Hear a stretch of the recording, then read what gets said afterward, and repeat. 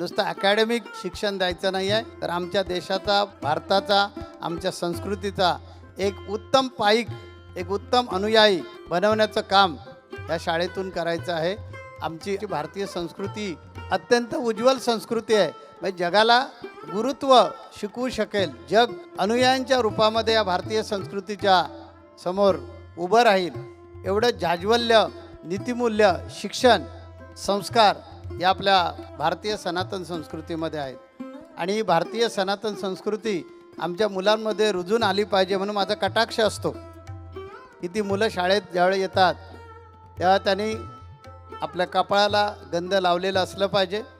आपल्या पर्सातला बागेतलं एखादं फूल जर नाही फूल मिळालं, किमान झाडाचं पान तरी त्यांनी घेऊन यायचं.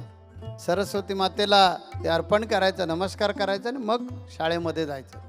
आपले बूट बाहेर काढून ठेवायचे, कारण ही सरस्वती मातेची, विद्येची ही देवता आहे शाळा. आणि याच्यातूनच एक आदर्श नागरिक, एक आदर्श माणूस तयार होत असतो.